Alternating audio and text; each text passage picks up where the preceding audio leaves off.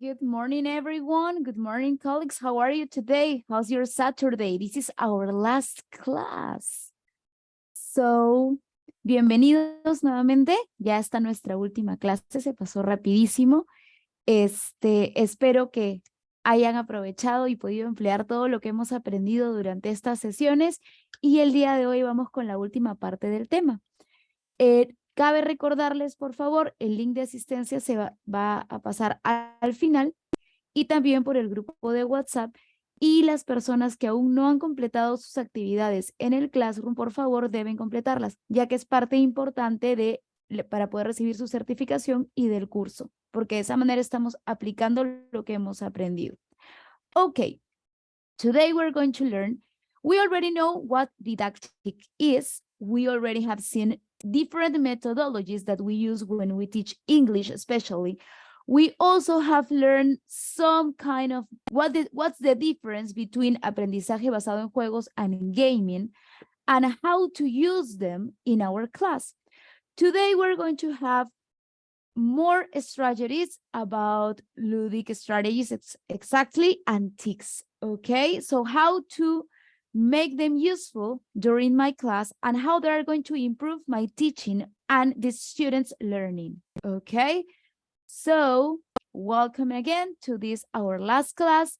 And at the end of the class, you are going to be able to find your form, your exam at the classroom that you need to complete. And also one last task that you're going to do today, that it's called the elevator pitch, okay? So let me share my screen to start with our class.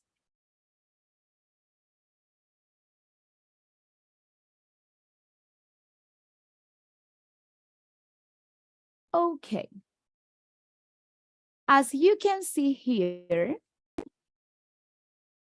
the objective, the goal for this session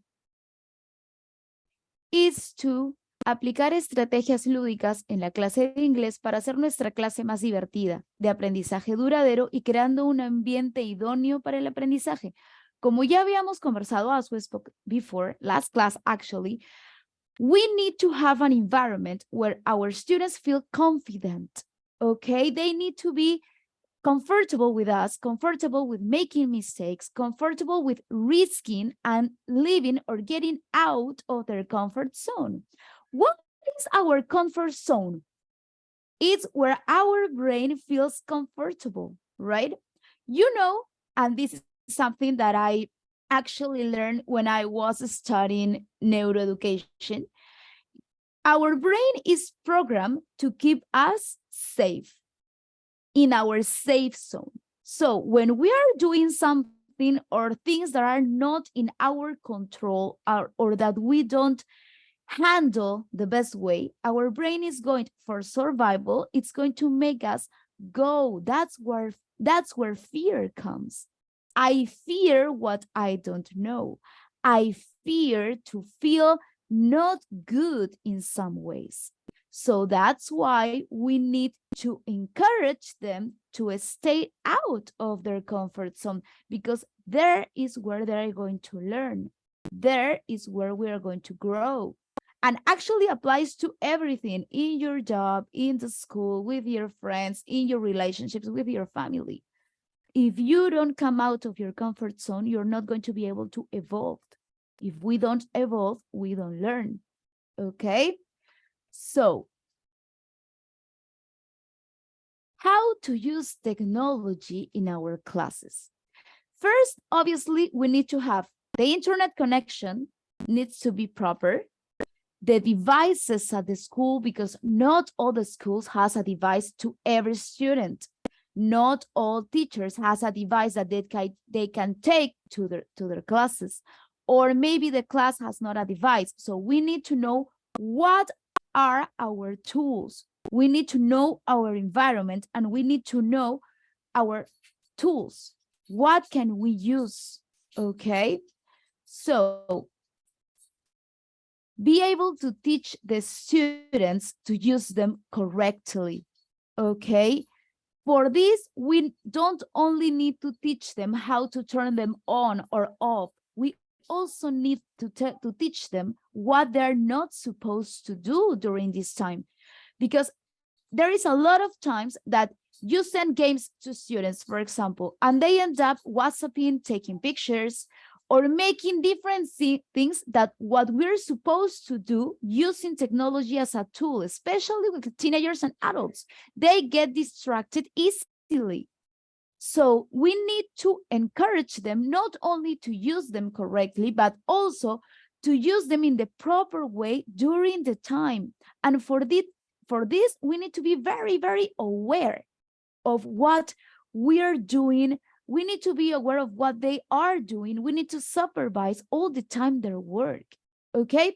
I want to read in the chat, how many of you are able to use a lot of technology and TICs during your class, and how do you use them? For example, in my case, my students are allowed to take cell phones to their class.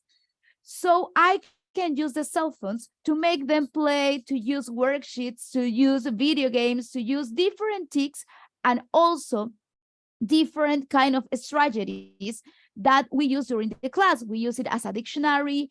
We use it as to research in the case when we're doing writings on essays. So I read you today.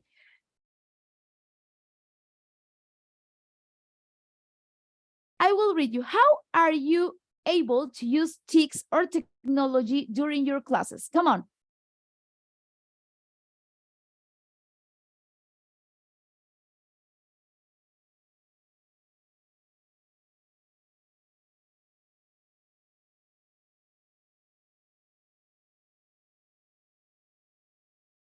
Okay, for example, I know some schools don't allow cell phones. Yes, I know. And actually, I used to work in a school that they weren't allowed at all, not even tablets, because they had access to games, to Google, to pictures, to videos, and that's what they didn't let them take them. But in this school, 4th and 5th secondary are allowed to use them. So cell phones, okay, very good. How do you use your cell phones in class, Carmen? What do you make them do with them? How do you use them to improve your teaching or their learning during your class? Come on, tell me, I want to read you.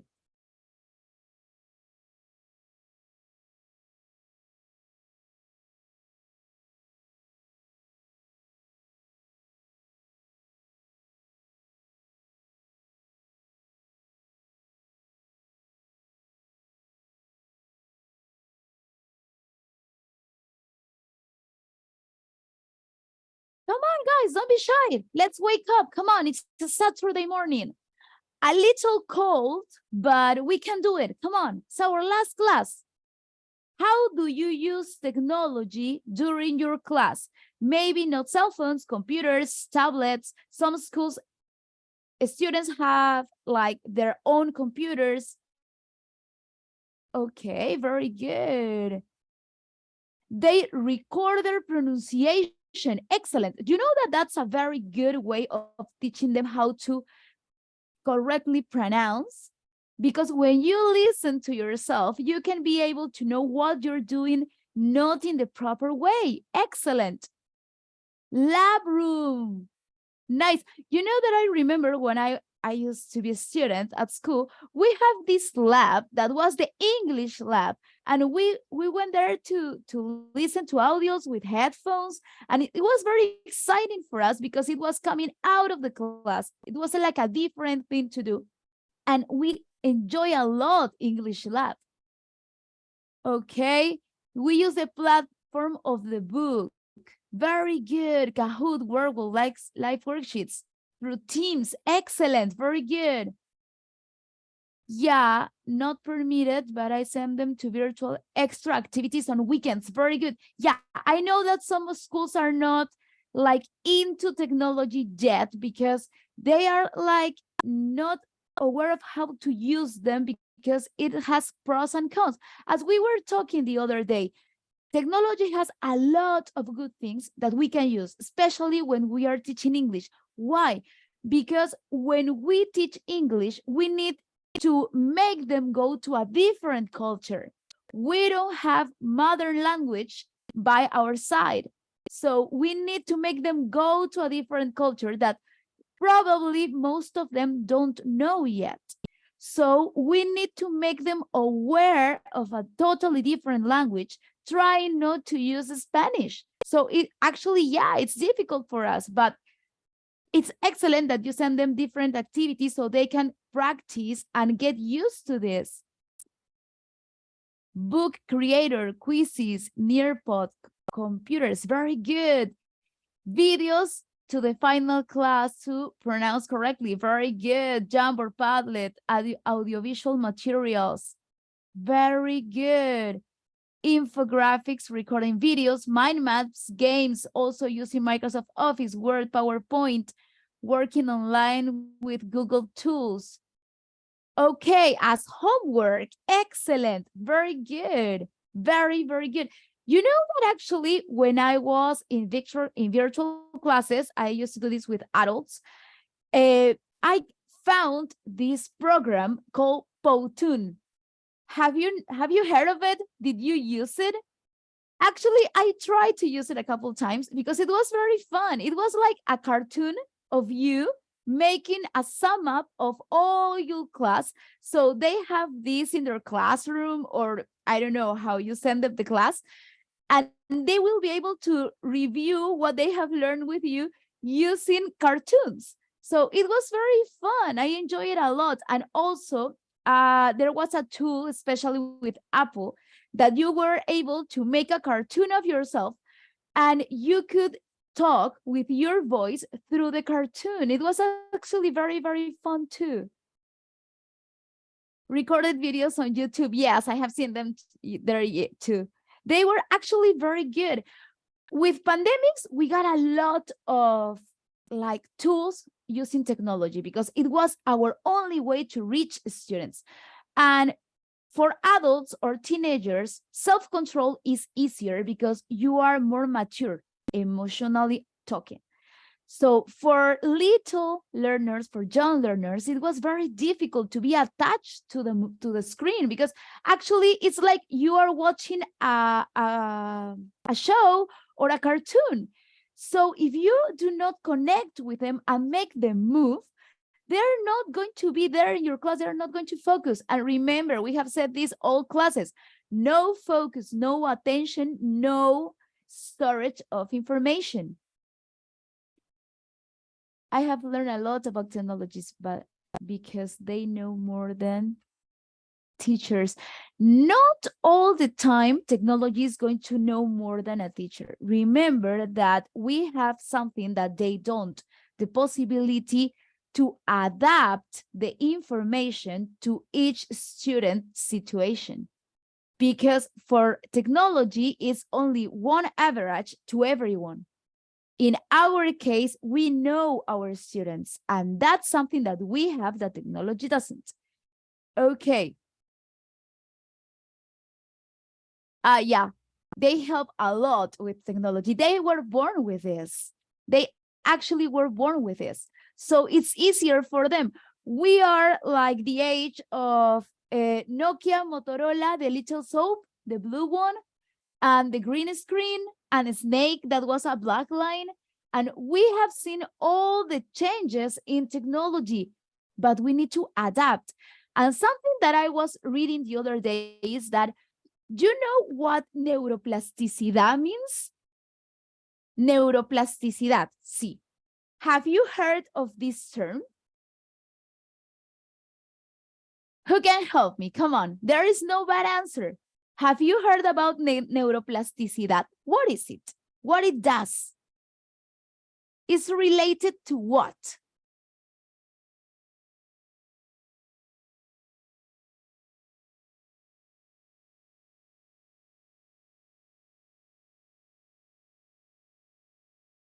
When I say neuroplasticidad, it sounds like what?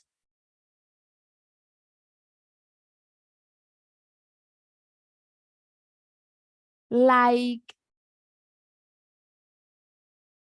what can we do with it? How do we eat it? How it works? What it does?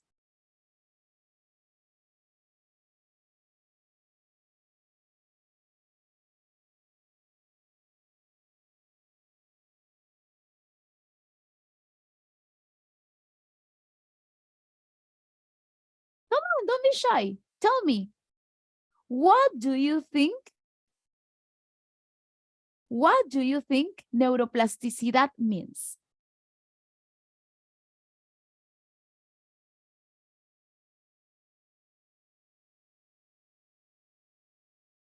Different abilities, adapt the mind, the brain, capacidad que tiene el cerebro de estructurarse y adaptarse. Muy bien. Yes, it's a capacity. The brain has to adapt. Excellent.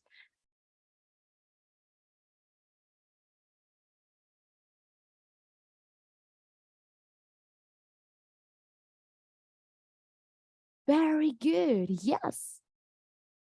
Actually, neuroplasticidad means la capacidad del cerebro de adaptarse a diferentes situaciones y de reestructurarse o reconstruirse. There was this story about an 80-year-old girl that desarrolla diferentes habilidades para adaptarse. Exactly. It's very, very related to la resiliencia.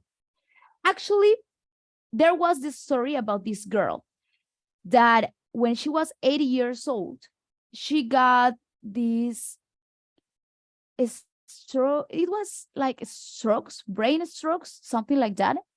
Terminaba convulsionando por diferentes tipos de problemas que tenía a nivel neuronal.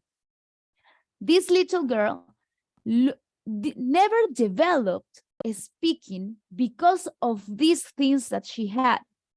When they study her brain, because she started speaking, they figure out that her brain changed the language side so she could speak. Para hacerlo más claro, se los voy a contar en español. Esta niña tenía convulsiones. En una de ellas tuvo un golpe muy severo y malogró el hemisferio izquierdo de su cerebro. Nosotros sabemos que el lenguaje está relacionado directamente con el lado izquierdo. Tenía 8 años, no desarrollaba el habla, y por el tema de neuroplasticidad, en los niños especialmente que tienen mayor capacidad para esto, cambió de lado el lenguaje para que ella pudiese empezar a desarrollar el habla y logró hablar. Lo que nos dice que nuestro cerebro no es que está dividido en 4 y se queda así, si yo no hice esto ya no puedo hacerlo nunca más. Tenemos la capacidad de adaptarnos y desarrollar. Y es más, se han hecho estudios en los cuales paralizan ese lado para estar seguros de que ha pasado al otro y efectivamente las personas continúan hablando. Porque esto les permite, desarrollar esto mediante la adaptación. Entonces, sí, tenemos la capacidad nosotros de adaptarnos y de reinventarnos en muchas circunstancias. Yeah, exactly. And that's how we use this not only for these kind of examples that are very big or create a great impact because of the story, because it was like she recovered her ability of speaking because she didn't have it. So we can use this also to adapt ourselves to different situations. Okay? We started with the computers that were very big. Remember the ones that were big and white and with the black screen, and the only thing we could see was like the white letters? That was our computers. Now they are flat, they are tiny, and they weigh less than a kilo.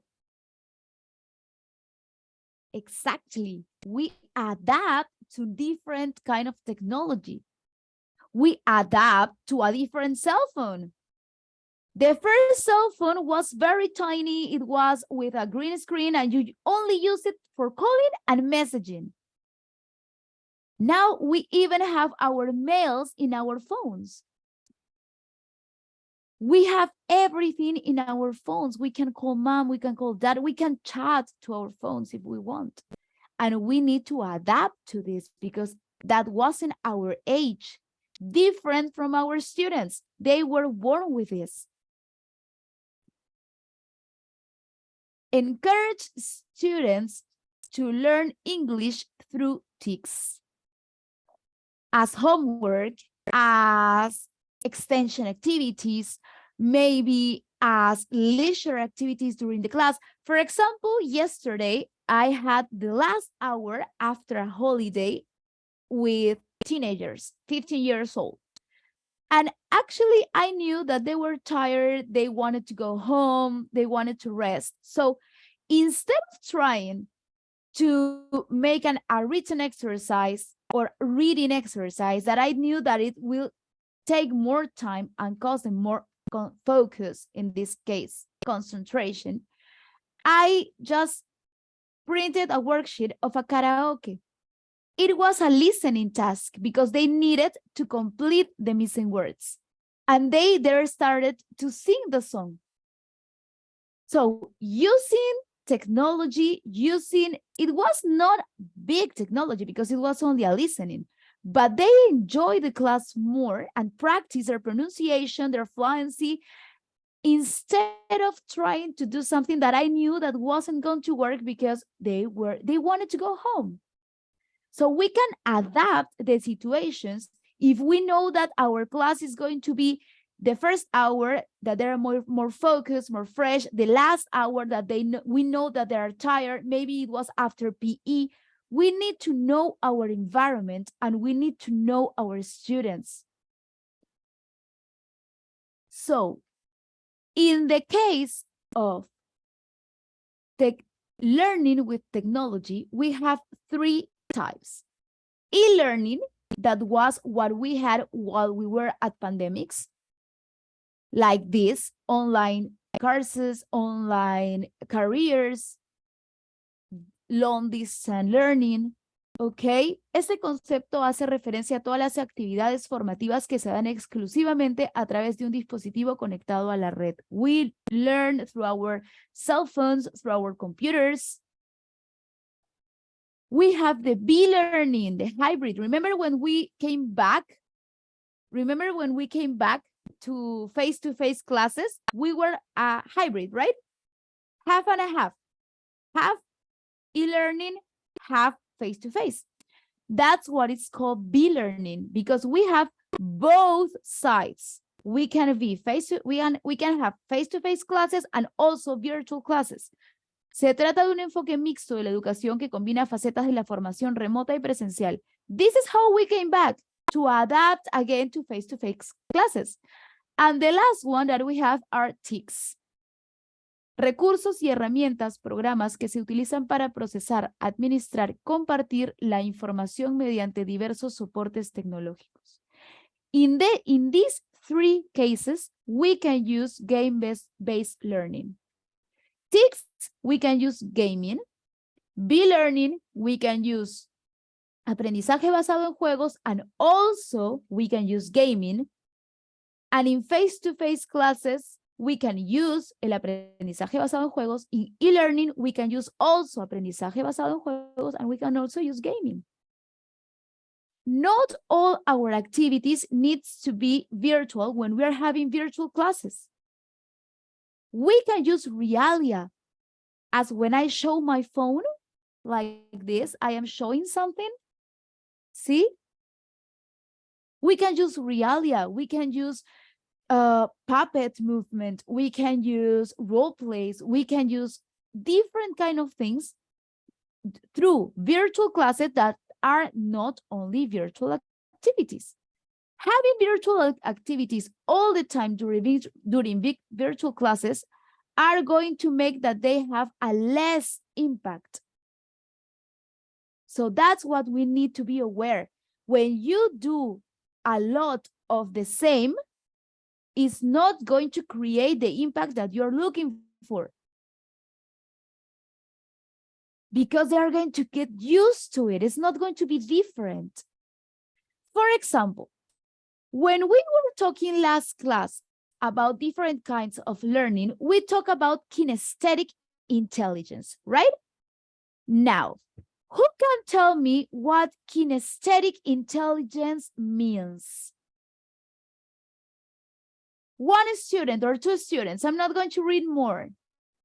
Yeah, classes after PE are very hard, especially with young learners because they are tired. They don't want to do anything. They don't want to move. They are bored. That's where we should use kinesthetic, because we are going to make them keep moving. And that's going to be good for them and for us because it's going to make our class a little bit easier. So, who can tell me what do you remember about kinesthetic intelligence?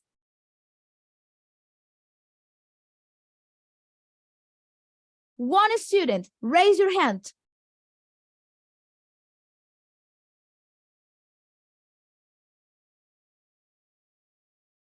Come on, virtual hands.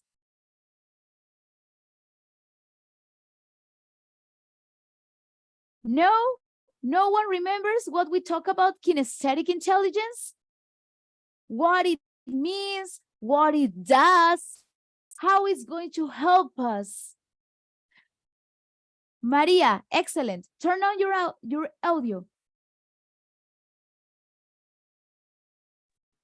Ok, buenos días con todos. Sí, estaba precisamente viendo la clase anterior y la inteligencia kinestésica tiene que ver con movimiento, con hacerlos participar.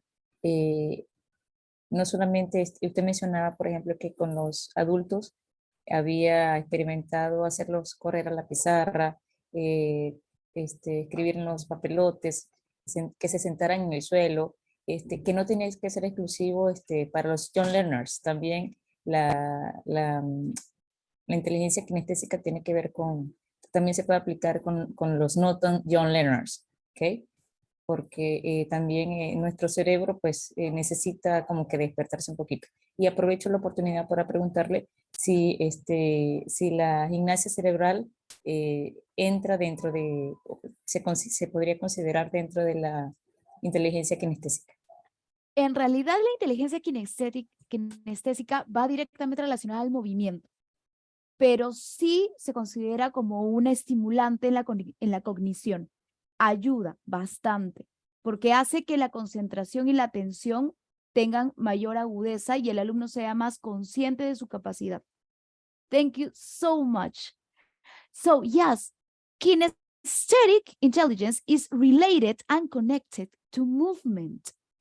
We use movement to handle emotions, knowledge, and also to storage knowledge because we're going to be able to do things with it.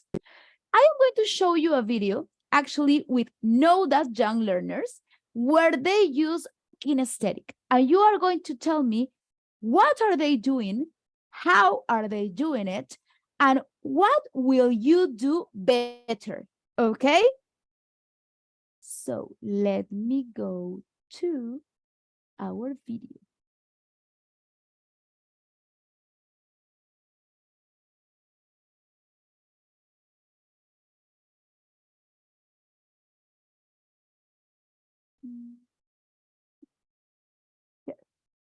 Okay. Just a minute.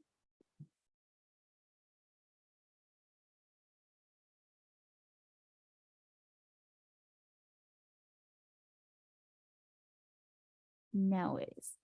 Okay, pay attention to this.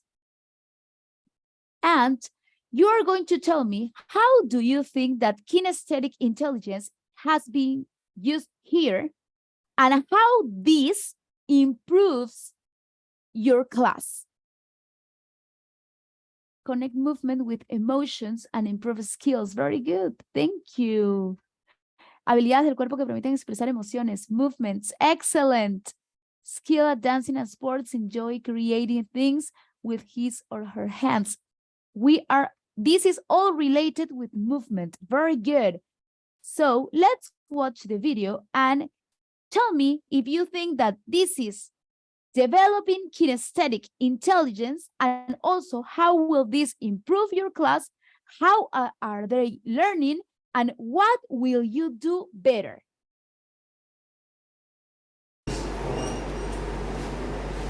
Write the sentence and underline the pronouns. That's it. I will ask for more information. All right? Hut.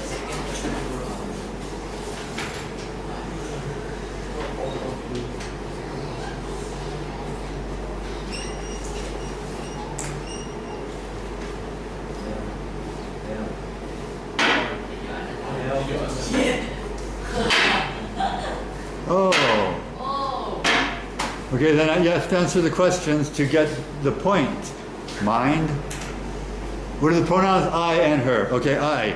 I. Is it first person, second person, third person? First person. Good. Is it plural or singular? Yes, singular. Yes. Okay, now what about her? Is it third person? Yes. Singular or plural? Singular. Yes. Feminine or masculine? Correct. Point.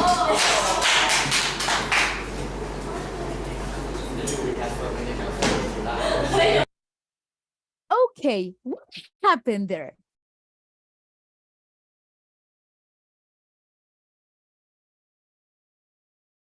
What are we watching? What are they doing?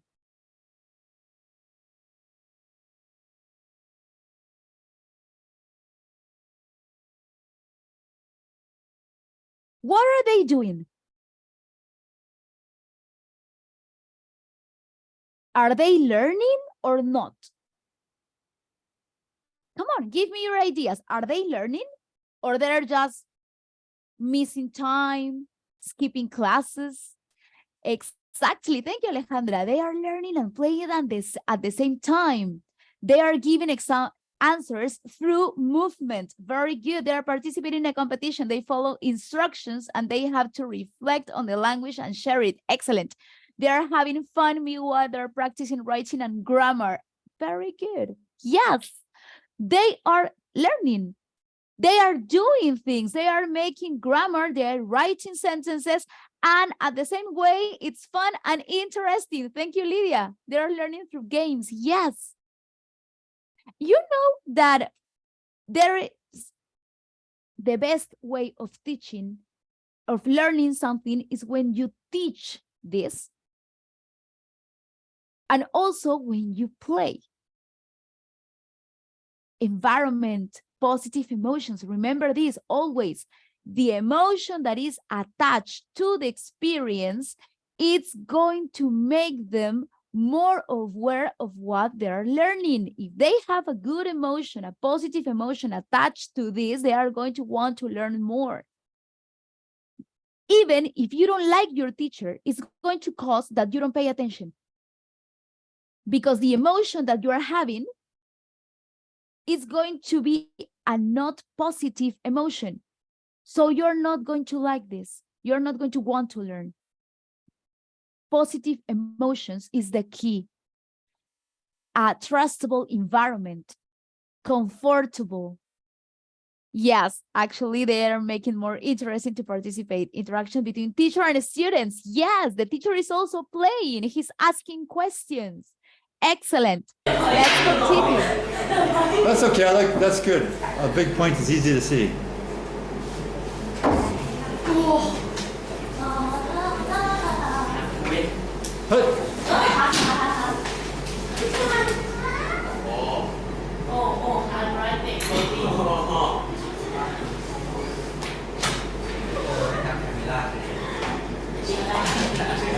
Mind, I guess you guys have to move out to the side. We cannot see. Oh, well, okay.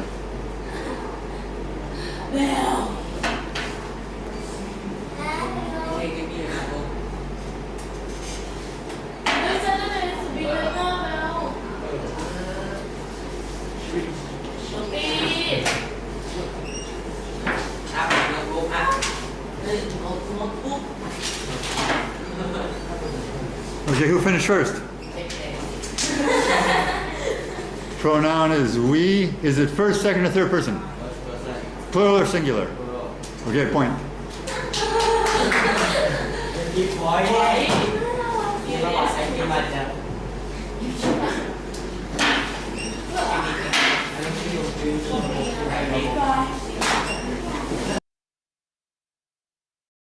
Okay, now what can you tell me that was not the best way of going with this? There is one thing that I, as a teacher, will improve. I want to know if you notice this situation. The competition promotes teamwork and to edit their own piece of writing process. Very good. Sí, la competencia hace la clase más amena. Totalmente de acuerdo.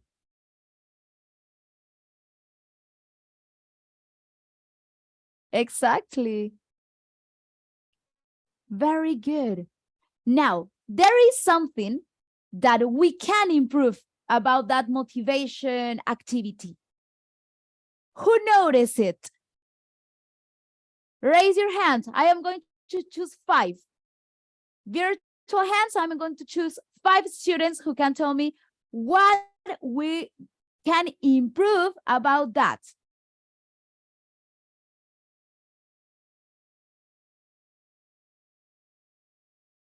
No? You didn't realize what happened?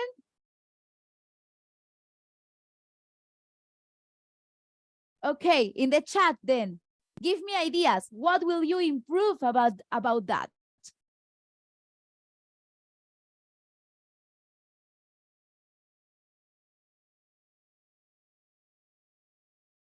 Speaking. Thank you, Jack. Students were speaking in their own language. I can't say Spanish because it wasn't Spanish, but students were speaking in their mother language. If we really want to make students think of English and make them aware that they need to process information in English, we can't let them use their mother language. You know that is not easy, especially with the young learners. This is going to happen. You are going to ask a question, you are going to say something, and they are going to tell you, so what color is it? Rojo. Because they use mother language. It's normal, but we need to encourage them to speak in English. In the case of teenagers and adults, we can use the use your English because they are grown-ups. They can understand. In the case of the young learners, we need to repeat what they're saying using English. Rojo, mi rojo. I know it's color red, right? And encourage them to repeat the sentences after us so they relate what they're watching, what they're doing with the English part. If we miss the Spanish or their mother language, they are not going to be able to relate what we're teaching with English because they are using thinking and doing in Spanish. That's why we need to make them immerse in the language. That's why our classes are mostly in English. And if we are going to use Spanish, it needs to be in case of an emergency or something that you know that if you use English is not going to be clear enough. So you use Spanish to reinforce the information to be clear. But we do need to use English most of the time. Actually, when we are going to use Spanish for rules, for example, because I know my students are young, they are not going to understand most of the things that I'm saying, and I don't want to be any problem during the game that I'm going to do or else, I can use the sandwich. Guys, you need to listen to what I'm saying. Chicos, escuchen atentamente para que no haya errores. See, you need to listen carefully to what I'm saying. I used English, Spanish, and English again. This is what you use especially with young learners. Sometimes you are going to need to repeat in Spanish because they are not going to be able to understand, and you are not going to be able to help them with mimics or doing. But then we use the sandwich. It always needs to be related with English. In that case, we are going to be able to reinforce and develop their listening, their capacity to get information from speaking messages, and also to think and understand the words without translating. When they get used to translate, they get more time to learn, because Spanish and English has no translation that it's equal. There is not a balance between the translation. For example, if today I will say, like, now go to your exam and break a leg. In Spanish, I will be saying rompete una pierna. It's not the same. So we need them to know that English, it's different from Spanish, and they're not going to be able to translate what they want to say. We in Spanish give a lot of circles of to talk. When we want to say something, like we say every day, floreamos un montón. In Spanish, we are able to do this because we have a lot of words. In English, it's not that easy because we have less words and they most of the time go straight to the point. So we need to make them think in English. So even when we're playing, it's very important that we know this, okay? That we need to check and supervise that they do their part and also communicate in English. Also happens with the role plays or when you are doing pair work. When you're walking around, because you need to walk around, when we're walking around our classroom, we can listen to students that are using Spanish. And we need to encourage them, no, use your English. No, Miss, es que es muy difícil, but you can do it, try. Miss, ¿se lo puedo decir en español? No, in English, I am going to help you. ¿Cómo se dice eso? Ay, eso, Miss, donde me siento. Okay, your desk. Yeah, sí, my desk. What do you want to say? You start giving them words so they are able to make a full sentence in English. That's what we need to develop. And as we talk in the second lesson, communicative approach in English is very important. If they don't speak, they can produce. If they don't produce, they can make different things. They are not going to ask questions. We need to get them to speak to us. Okay, let's continue.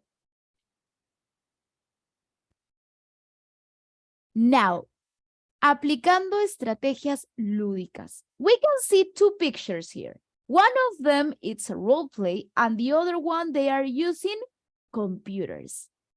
What do you think they are doing?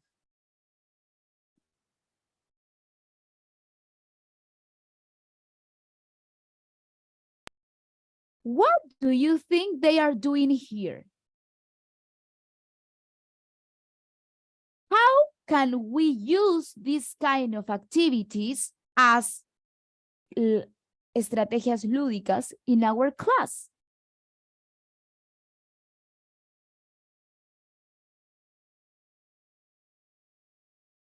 They are exploring, very good. They are moving, identifying objects in the world of realia. Excellent, very good, yes.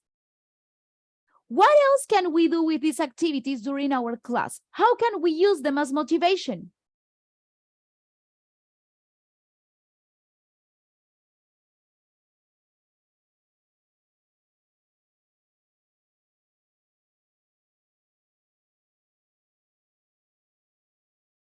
How can we use the Chromebooks, for example, or the computers as motivation?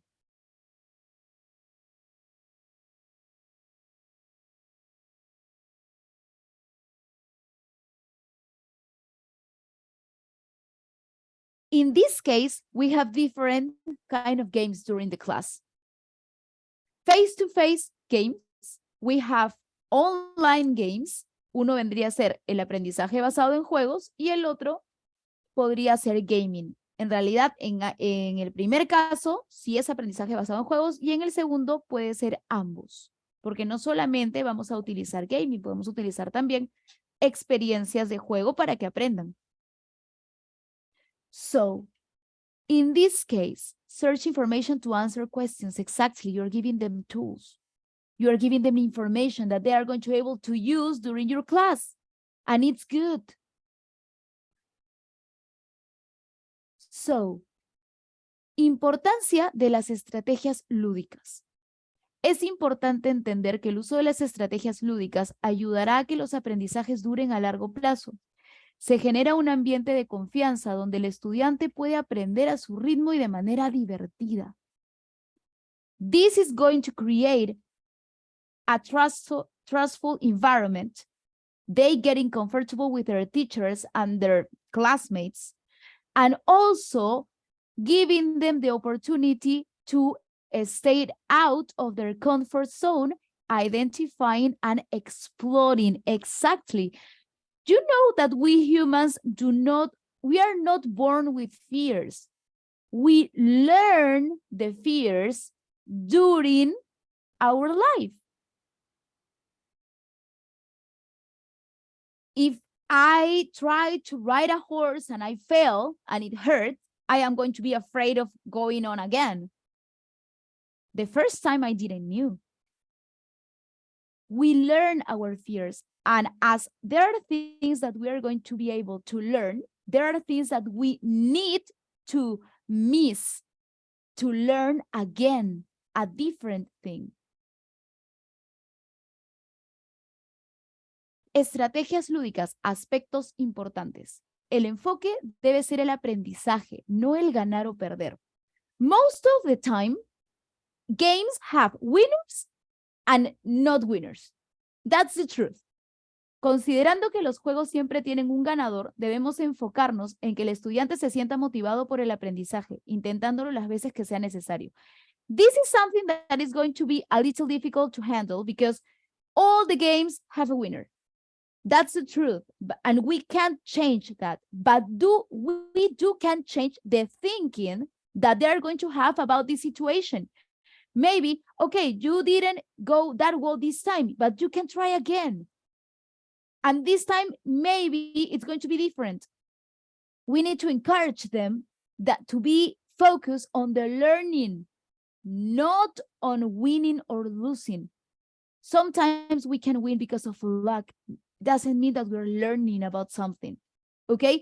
And this is very important. Why? Because we all have, in some part of our body, been not such good losers or not such good winners.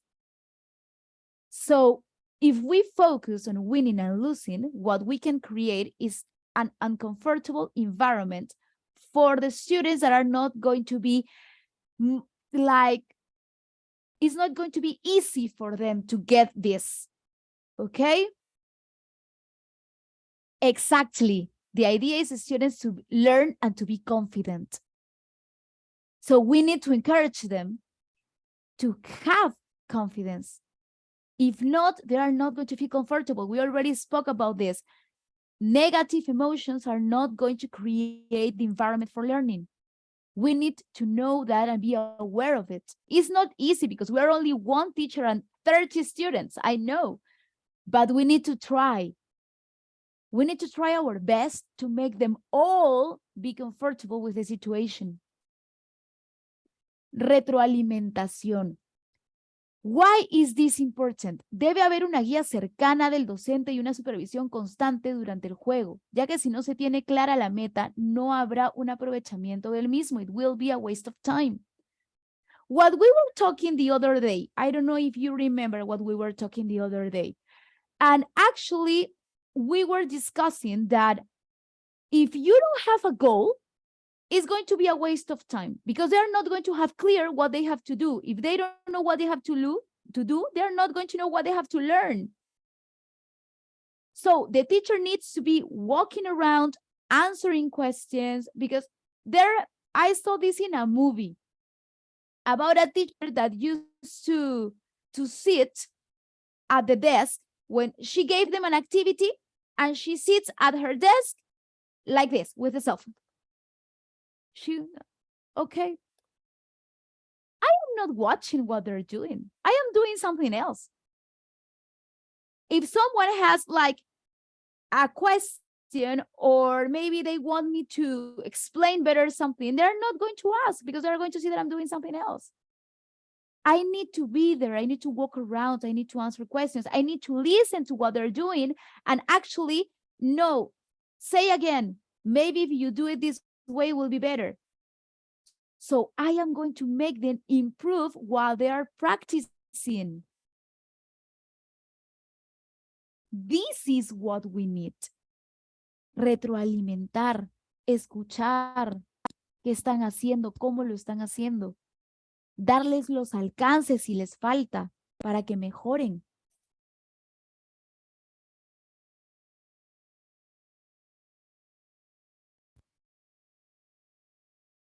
Los juegos en equipo. Why are teamwork so important? Why is teamwork so important? El juego en equipo es más provechoso en el aula, ya que aparte de fomentar las habilidades sociales, también aprovechamos el aprendizaje conjunto, los aprendizajes conjuntos. Y esto les permite a los alumnos apoyarse entre ellos. Yes. They are going to be able to help their classmates. We all have students that are more likely to learn English because they like English or because their parents speak in English, or maybe they have someone that speaks in English, or they watch a lot of TV in English. So it's going to be easier for them.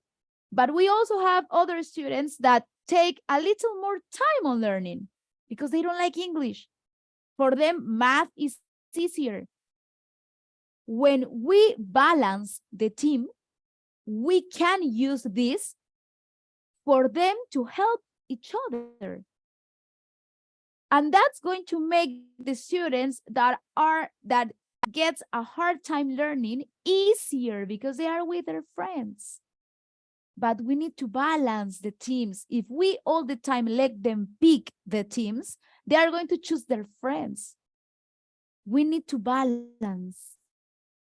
We always need to have like an idea of what students can help us in different parts of the class, in this case especially.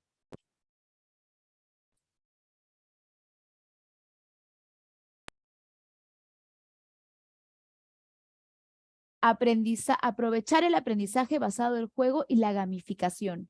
La tecnología ahora es parte de nuestros días, para nuestros alumnos aún más, y es una herramienta bastante importante de ser usada con la guía correcta. What we were discussing, the technology used in a good way, it's a tool. Without supervision, it's a distractor. That's the truth. If I am not there watching what they're doing, it's going to be a distractor because they are going to do everything instead of what I'm asking. Different if I am going there with them. Different if I continue with them. Because actually, that is going to make them aware of what they need to do, what's the goal, what's the benefit they're getting out of this class. So, we can use these things, but with the correct guide of the teacher. We need to supervise their work. Reglas claras. Debemos tener clara la meta del juego y hacerla clara para nuestros alumnos. Establecer los límites sanos del juego para que sea un ambiente cómodo para todos. Siempre, we always need to have the rules clear because there are students that are going to be more sensitive than others to jokes, to comments. So in those cases, we need to get to everyone clear that not because you can do this faster means that someone is better. So let's try not to make comments that can hurt other students' feelings because it happens, especially when they are being bad losers. Ok, para la elaboración de estrategias lúdicas, Actividades lúdicas en niños. Saltar, descubrir, aprender, interactuar. Who can tell me what this is? Do you know this? Have you seen it before?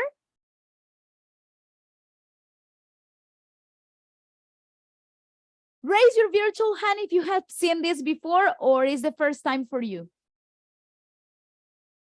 Raise your hand if you have seen it. Hands down if it's the first time. Come on, I want to see. First time, very good, Alejandra, thank you. What else? Raise your hand if you have seen this. I want to see the virtual hand. Okay, Maria have seen it, very good, thank you. Raise your hand if you have seen this before or if it's the first time. First time, thank you. Okay, Mariela have seen it too, excellent. Someone else? Have you seen it? It's new, I have seen it too. Thank you, Jack, very good. First time, Elizabeth, thank you. I know, actually, this is something that is not common. Most of us only know the one in the left. First time, thank you so much. Yes, most of us, we only know the one on the left, right? La taxonomía de Bloom, part of education, part of the university. We have seen it before with cognition process and else. Yes, actually it is Bloom's taxonomy. But look at the one, I am going to share this again. Look at the one at the right. What's the difference between one another? La taxonomía de Bloom was discovered in 1956, and this was about nouns, evaluation, sum up, analysis, doing, comprehension, knowledge, and we were from the bottom to the top. We get the knowledge, we understand the knowledge, we do, we analyze, we sum up, and we evaluate, right? But what happens in 2000? This is not only Bloom anymore.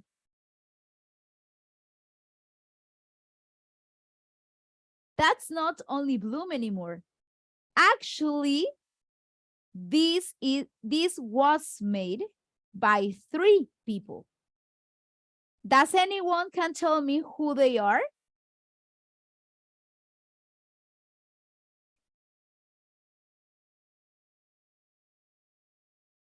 Exactly. Sustantivos en la primera y verbos en la segunda. That's the difference. The first one, the one on the left, is Taxonomy's Bloom. It was made 1956, and it was about nouns, concepts. What happens in the second one? Bloom get together with Anderson and Carthwall, and they started changing this. Instead of using nouns, they use verbs. What it means that knowledge is not only concepts, it's not only words. Knowledge is doing something, so you learn how to do it. Valga la redundancia. In this case, we are going to have, again, from the bottom to the top. First, we need to remember los saberes previos. We need to know where are we standing. I can't teach you about horses if you don't know what a horse is. I can't teach you about memory if you don't know what memory is. I can't teach you about Bloom and make you realize how it changed if you don't know Bloom's taxonomy. We need to know where are we standing first. So in this case, in 2000, Bloom's taxonomy is going to change. It's not going to be only nouns or definitions. It's going to have verbs, action verbs. First, we need to remember previous knowledge. Then we need to understand There is where the teacher is giving the information, as I am doing right now. Then we need to do. If we don't do, no, we don't learn. We need to be able to do the things that we're learning so we know how to make them. Then we analyze what we have done. It's good, it's not, why it's good, why it's not good. How can we do it better? Okay? Then we evaluate. Is it good? It can be better.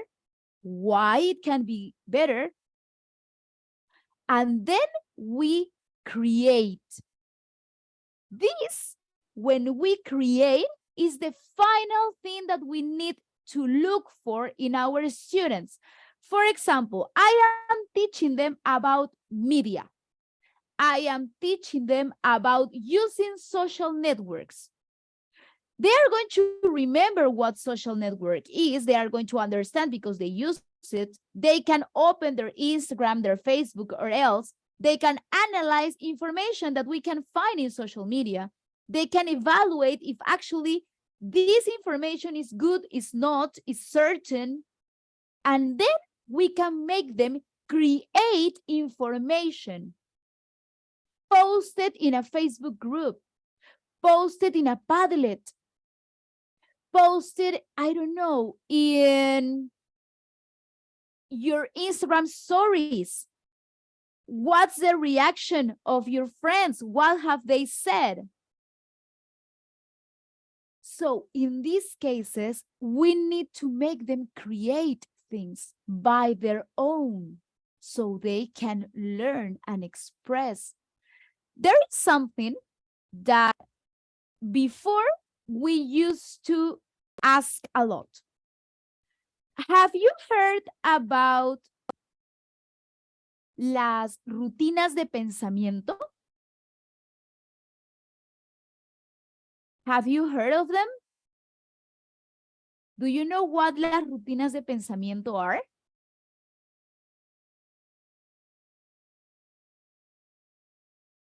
No, okay. It's fair because not all of us have heard of them. Actually, I have heard about them like 2 weeks ago. And it was actually very, very, very interesting because it was new for me. Las rutinas de pensamiento, this I'm going to explain in Spanish, so you know. Se trata de dinámicas que vamos a emplear de acuerdo al nivel que estamos enseñando para hacerlos crear y llegar al tope de nuestra pirámide. Ahora, hay diferentes dinámicas, las cuales tú puedes relacionar directamente con lo que estás haciendo y a la vez vas a incentivar el proceso de razonamiento de los chicos para entender qué es lo que están aprendiendo. No van a entender lo que tú estás enseñando, van a analizar lo que ellos están aprendiendo. Yo te puedo enseñar que la pantalla es negra y tú me entendiste que es ploma. ¿Qué es lo importante? ¿Lo que yo te transmití o lo que tú entendiste? Exacto, lo que tú entendiste, porque es lo que tú vas a aplicar.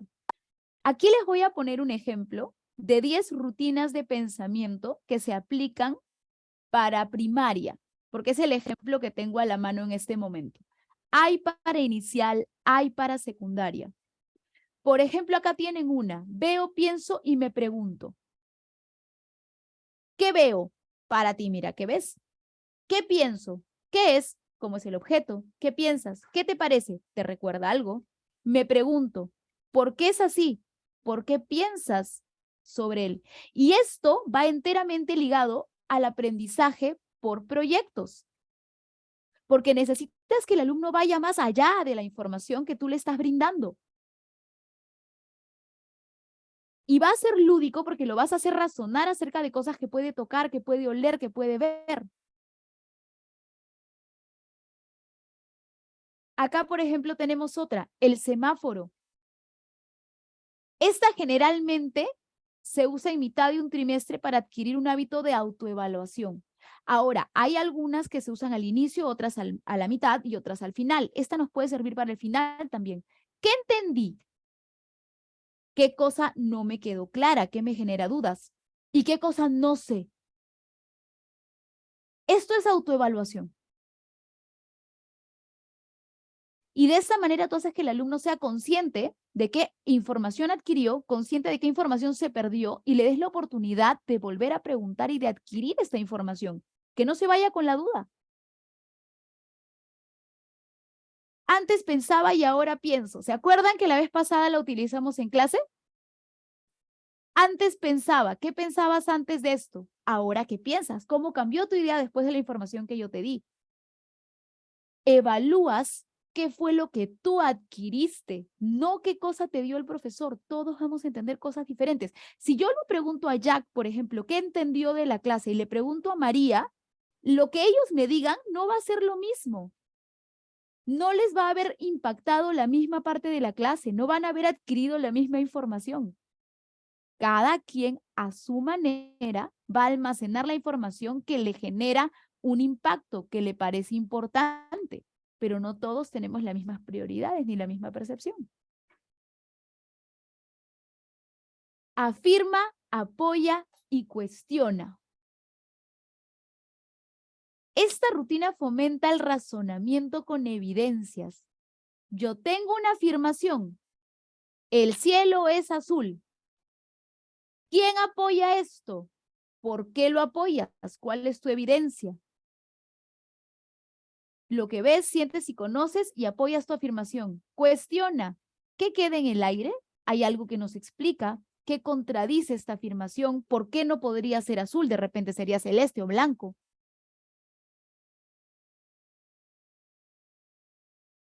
3, 2, 1. El puente de aprendizaje. El puente de aprendizaje también se utiliza bastante. Una imagen, 2 ideas, 3 preguntas. Una imagen de lo que estoy haciendo. 2 ideas acerca de la información que recibí. 3 preguntas acerca de qué cosa podría aprender, no me quedó clara o me gustaría saber aparte de este tema. Te va a permitir ser consciente de qué partes te falta reforzar y pedir la ayuda correspondiente. Para comprensión lectora, también tenemos rutinas de pensamiento. Color, símbolo, imagen. Dilo tú. Los titulares, dibujar, cambia la historia. ¿Qué harías tú si estuvieras en su lugar?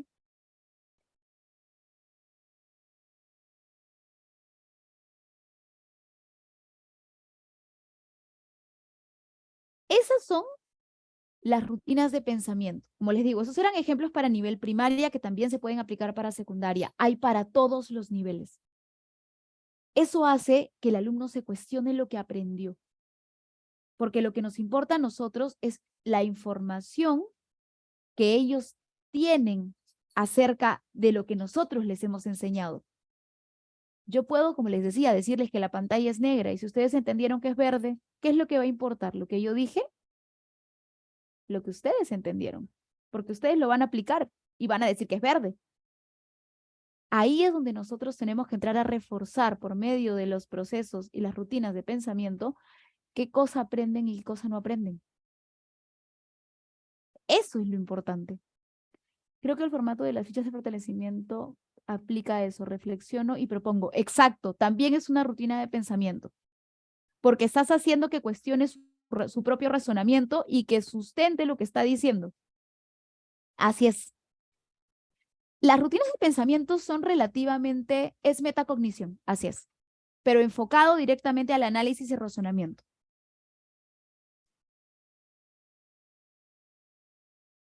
Esto hace que el alumno sea consciente de qué aprendió, qué no aprendió y qué le falta, y que se siente en un ambiente cómodo para poder preguntarlo, porque no siempre se sienten cómodos de poder decirnos mismo, entendí. De esta manera, sí se sienten cómodos porque es una dinámica. Todo el salón va a tener algo que preguntar porque tienes que llegar al semáforo, a la luz roja.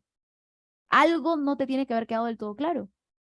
Entonces, todos van a tener cosas que preguntar y eso hace que se sientan cómodos de poder preguntarlas. Y sí, son nuevas, son relativamente nuevas. La teoría recién ha salido y recién se está aplicando en las diferentes metodologías. Por eso es que ahora hay algunos textos que sí los están utilizando como metacognición. Let's continue.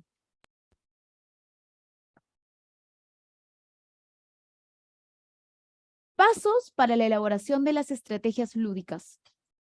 Initial situation. Definir la situación problemática de la cual se partirá. Establecer un objetivo claro y enlazado con el tema a trabajar. We need to be aware that the game or the strategy or the activity that we are going to use needs to be related with what we are learning. Okay? If we are going to use a role play, it's because we are working on speaking. If I am working with reading, I can use a role play. Okay? Next. Objective. Debe ser específico y medible, alcanzable con un tiempo establecido. Necesitamos tener los goals claros. I need to have a goal and let them know what the goal is. Why do I expect them to do? What's the objective of all the things that we're doing? The community. I need to know my students. Evaluar si el contexto de la escuela posibilita la alternativa de la aplicación de estrategias lúdicas. For example, if I want to use sticks, but I am not allowed to use cell phones, it's not going to be easy if I don't have computers, if I don't have tablets. I need to know my environment. I need to know my students and the possibilities of my school. Also, the activities, propósito de la clase, características de los estudiantes, reglas claras, tiempo establecido. I need to have the time. 5 minutes for motivation, 15 minutes for prior knowledge, 20 minutes to do the activity. I need to have the time because if not, it's going to be too long for some of them and they are not going to focus in the whole activity.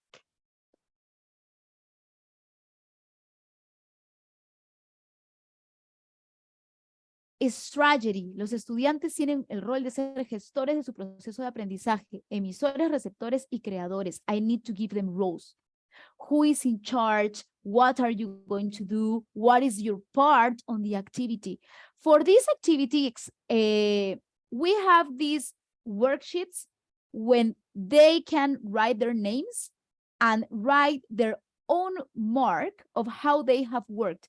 For example, if I focus good, I was paying attention and practicing, 5 points. If I got distracted a little, 4 points. It's like an auto-evaluation. This helps a lot when you're doing teamwork. GML, Game-Based Learning Management. Poner el juego como recurso de aprendizaje. We can use a lot of gaming and this is going to help us a lot, especially in English. Environment. El juego puede emplearse en cualquier momento de la clase siempre y cuando esté enlazado al tema a trabajar. Trustful environment, comfortable environment, fun environment.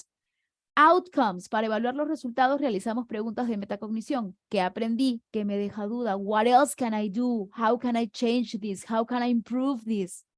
How can I make this better? Okay.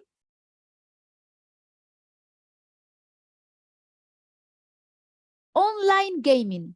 Pros and cons. Los juegos en línea promueven la creación de redes y la capacidad de conectar con personas de otras partes del mundo o culturas. Incentiva el pensamiento, la toma de decisiones y la solución de problemas. Esos son los pros. Cons.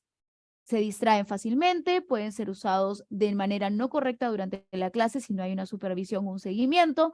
Pueden utilizarlo en casa para distraerse también. Genera de que pierdan información importante. So, pros and cons. These are some examples that online games that we can use. Por ejemplo, tenemos bingo, pasos, cruciletras, a lot of things. Pros and cons, free offline games. Se juegan de manera individual y promueven el pensamiento crítico.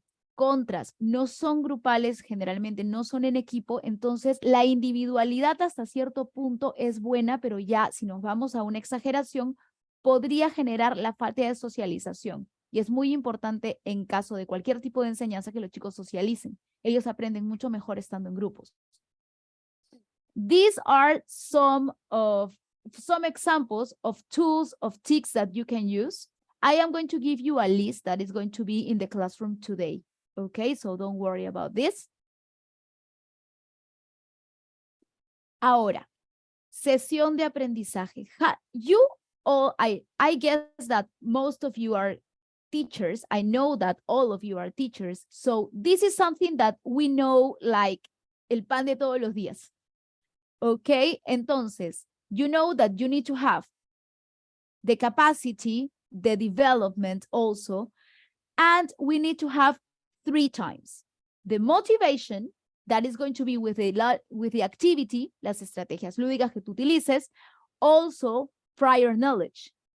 The development of your class, where you are going to give the information to your students. Here you can also use las estrategias lúdicas. You can also use activities, fun activities for them to learn. As what we were seeing at the video, that they were doing grammar, playing a game.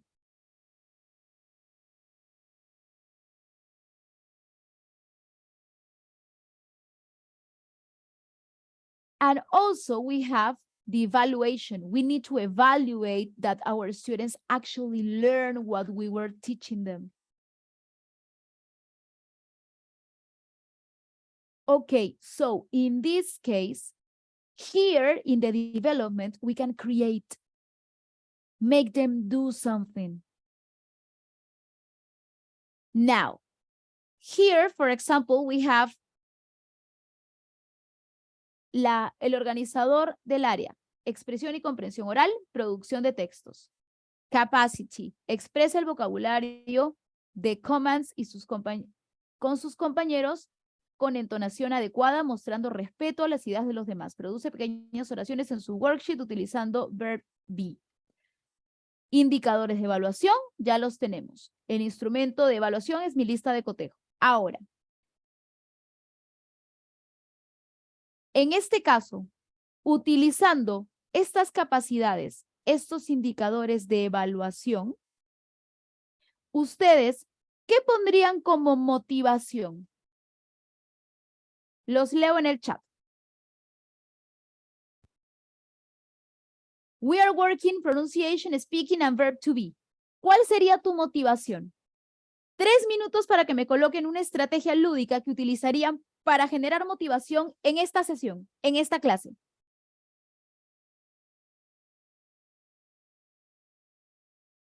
Tres minutos por reloj.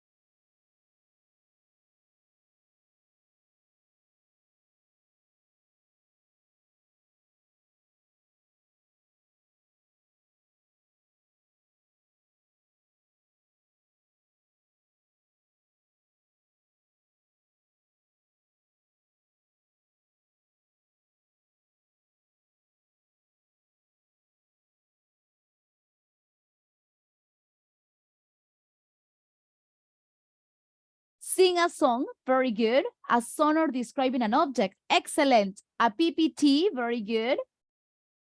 Memory game with the verbs is are, excellent. Very good. Okay, so if I want to make this using kinesthetic, more fun, what can we use? Memory game, thank you. Yeah, you can use a memory game on the board. If you have a smart board, excellent. If not, you can paste the papers. A puzzle, excellent, very good. Yes. Yes. Mimic, very good. Yes, excellent.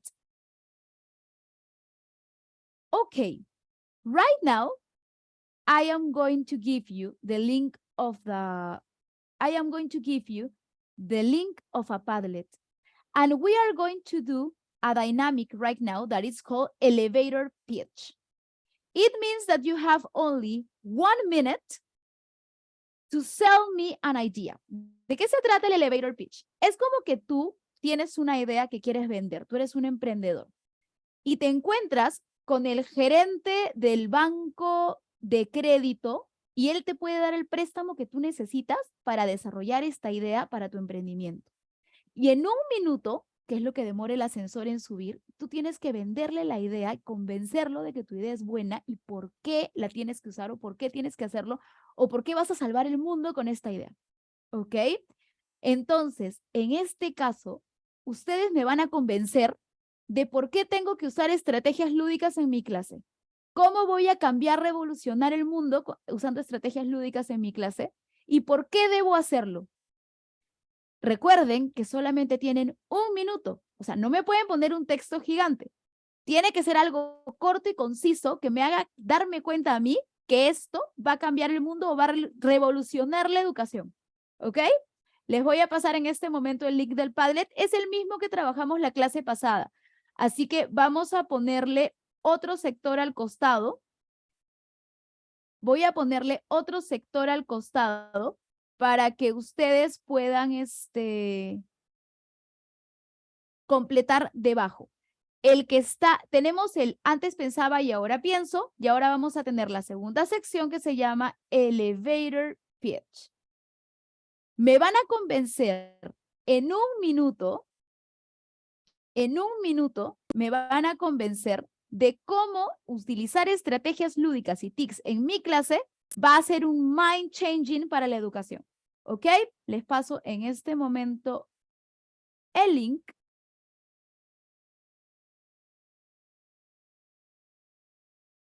Por el chat.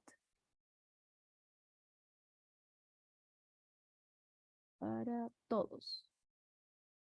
Listo.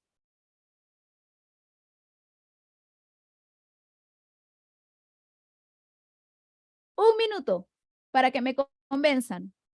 ¿Por qué las estrategias lúdicas son importantes?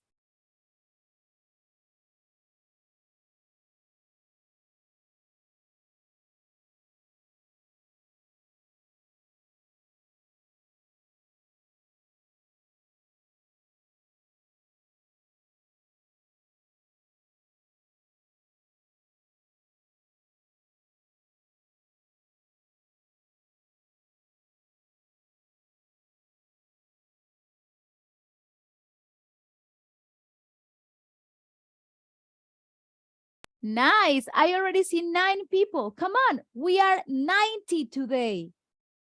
Solo veo 8 o 9 conectados. Somos 80 el día de hoy. Vamos. Quiero leerlos. Convénzame en 1 minuto. ¿Por qué lo que les he enseñado es importante?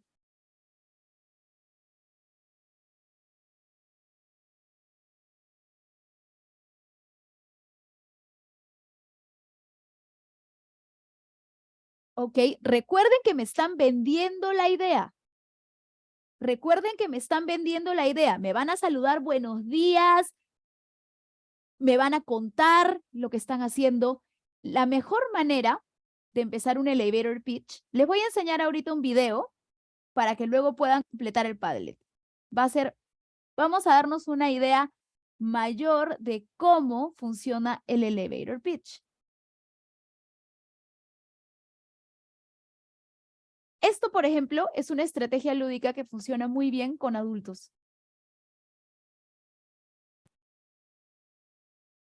Porque en el caso de los adultos, wait a minute.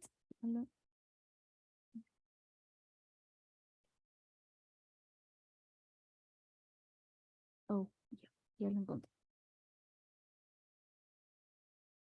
En el caso de los adultos, los hace sintetizar lo que han aprendido. This is an example of an elevator pitch. Pay attention.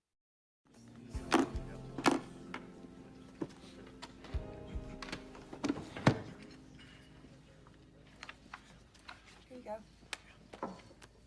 Ladies and gentlemen, electric cars, they're totally gay. It's true. I don't mean that they're homosexual gay, but I do mean your parents are the chaperone at the dance gay, right? You tuck it in and wear it real high gay. I don't want to disrespect anybody because I'm not about that, but I think we're understanding what we're trying to talk about here, right? I mean, honestly, the Nissan Spit, really? It screams this. Oh, here we go. The Hyundai Pomegranate, right? The Chevy Fingerprint. Now, look at this. The 1966 Ford GT350. You want to roll up in that one, Hoss? The 1965 Pontiac GTO, completely awesome. The 1970 Hemi Cuda took more virginities than Francis. Okay, what did he do? He sold, right? He convinced people that what they were doing, what they were having, was not good. Who wants to go in a car and look like a bunny or a kitten? Especially boys, I think, because boys have something with their cars. I don't understand cars, but I know, for example, my husband is a fan of his car. And he takes a lot of time doing things to that car and spends a lot of money in that car. He loves the car. I only know that it has 4 wheels and takes me to school. What did he do? He convinced people that what he wanted to do, what he really wanted, is what he was selling because it was good. It was going to make you look better. It was going to make you look good. So that's why I want you to do in this situation with the Padlet, okay? I want you to sell to me the idea. ¿Por qué tengo que utilizar estrategias lúdicas? ¿Cómo voy a cambiar el mundo? ¿Cómo lo revoluciono? He convinced, exactly, very good, Lily, exactly. Okay, now let's go back to the Padlet and let's see. Wait a minute, I need to close this. Let's go back to the Padlet and let's read. Para que las clases sean amenas, los estudiantes tomarán más interés en la clase porque aprende de manera más práctica. Son importantes porque puedes mantener enganchada a la audiencia y aumentar la creatividad de nuestros estudiantes. Les permite ser y aprender jugando y desarrollarse íntegramente. Mantiene la clase motivada y activa, hace que todos estén conectados. Las estrategias lúdicas son importantes porque desarrollan la capacidad creadora, kinestética, posibilitando al mismo tiempo una oportunidad de expresar lo que el estudiante siente y piensa. Por ejemplo, al aprender los verbos de movimientos haciendo que se muevan, los mantiene activos, atentos y motivados.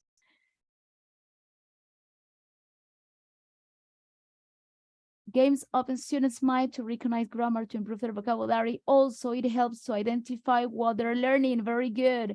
They can catch the attention to the students. The class will make them happy to be confident.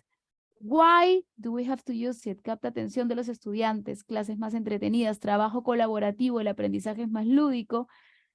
Confident and eager to learn more. Very good. Good morning. My name is Milagro Felix, and I propose you to include it our lesson game-based learning. Muy bien. Through challenging tasks. Excellent. Yes. Because actually, we need to know. And with this, even if you don't realize, with this, what you have done is to sum up what I have taught you in 4 classes. Yes? 4 classes in 1 minute. What did you get from the class? What do you take?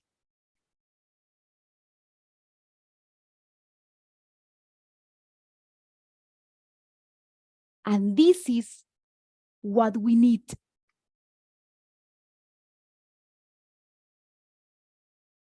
What we need is to make students to be aware of what they're learning. We need to make them aware of what they're doing. We need to make them sure about what they want to do, what they want to learn, how they want to do it. And this is what we need.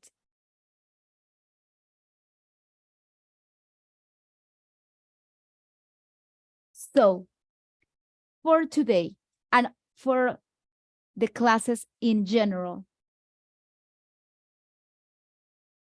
vamos a ver, vamos a poner una nueva presentación. Vamos a poner de nuevo el word cloud. Y me van a poner 3 palabras. 3 palabras en las cuales ustedes me digan qué se llevan. ¿Qué se llevan de la clase? ¿Qué aprendieron?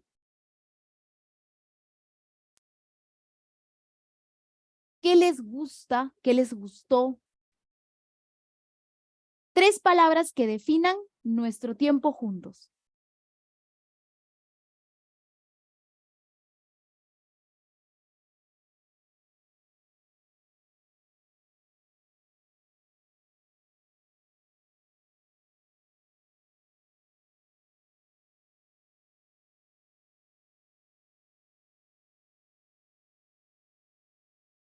El link está en el chat.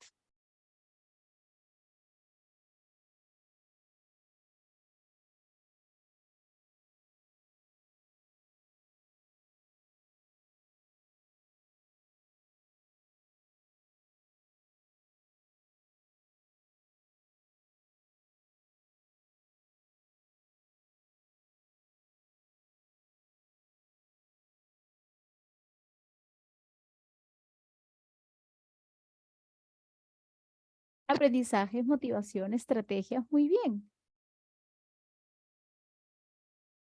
¿Qué más se llevan?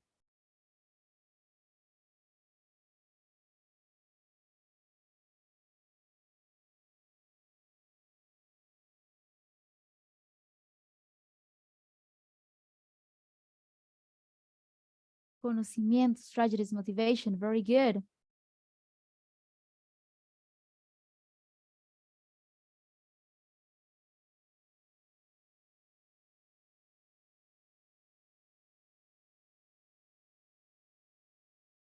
Gamificación, aprendizaje, motivación. Muy bien. Refreshment, estrategias de enseñanza. Muy bien. Knowledge, ideas, learning, motivation. Excellent.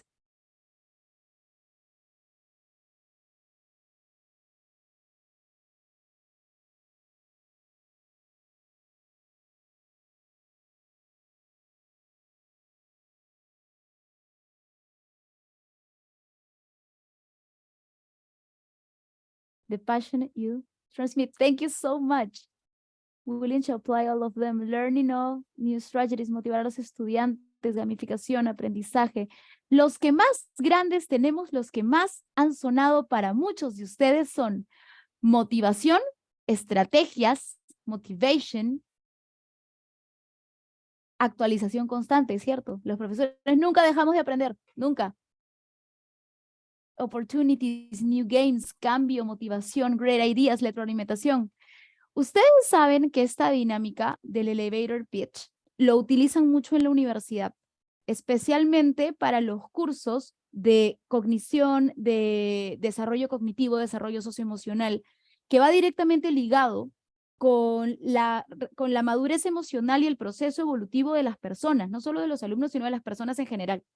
Nos hablan de los tipos de apego, nos hablan de cómo especialmente la mente de la persona está programada para ciertas cosas por diferentes vivencias que tuvo que hacen que tenga las percepciones que tiene, ¿no? Eso ya va directamente ligado a la psicología. Y esta dinámica del elevator pitch la utilizan mucho, especialmente para las partes de razonamiento o cuando tienes que almacenar mucha información, porque necesitan saber qué sintetizaste tú de esto. Porque si yo no tengo el concepto claro, no tengo cómo ayudar. Entonces, ese es el tema. Esto se puede usar con adolescentes, se puede usar con adultos. Y sí, es muy interesante porque hace que tú tengas tengas una idea clara de qué es lo que tu alumno entendió de lo que tú le dijiste. Y si hay algo que no está ahí, ahí viene la retroalimentación, de la manito, atrás, mirándolo. Eso es lo que nosotros tenemos que hacer. Siempre tratar de retroalimentar. Siempre tratar de decirles qué es lo que pueden mejorar, cómo mejorarlo, qué faltó. Junto con el examen de hoy, les voy a enviar también un Forms, en el cual es una pequeña encuesta de 2 preguntas. En una, me gustaría que me pongan qué fue lo que más disfrutaron de la clase, qué fue lo que más llamó su atención. Y en la otra, ¿qué cosas creen que podríamos mejorar? Todos estamos para mejorar, como les dije, desde el inicio. Todos tenemos cosas que mejorar y lo que nos hace mejores seres humanos, mejores profesores, es lo mejor que nos puede pasar. Entonces, sí me gustaría que se den un tiempito de llenar esto, porque eso va a hacer de que yo cambie de repente estas cosas el próximo curso y que más personas pueda llegarles la información de manera más óptima, más sintetizada, que se entienda mejor. Entonces, de verdad que me ayudarían mucho. Y les agradezco mucho haber estado conmigo estos 4 sábados. Ha sido un gusto poder trabajar con ustedes. Ha sido un gusto el poder estar reunidos, que me den sus sábados en la mañana, que compartan su café de desayuno conmigo, sus ideas. Sí, claro, no te preocupes. Y el haber podido nutrirme de lo que ustedes me pueden transmitir y yo haberlos podido ayudar un poquito en lo que es esta práctica tan hermosa que es la práctica docente, y en la que siempre vamos a aprender cosas nuevas. Muchas gracias por todo, muchas gracias por su atención, por su participación, y ya les van a hacer llegar las directivas del final de curso. Recuerden, por favor, que tienen que cumplir con las actividades, tanto en el Padlet como en el Classroom, porque es parte de la evaluación para que tengan su certificado, y ya les van a hacer llegar todas las cosas finales. Anthony.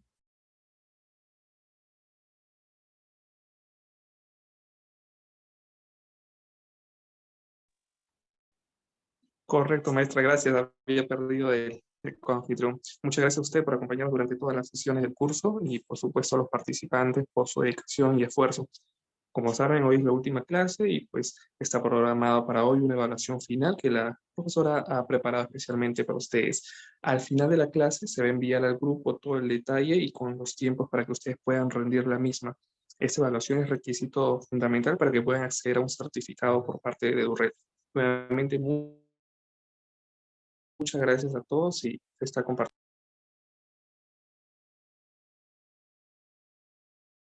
Muchas gracias por tu apoyo estos días también. Y nos estaremos viendo en próximos cursos. Como comentamos la clase anterior, se está abriendo uno para este sábado, Teaching English Skills. Así que si me quieren acompañar, ya no serían los sábados, serían los martes en la noche, pero igual podemos estar con un cafecito y conversar un rato. Muchas gracias y nos vemos. Thank you, María.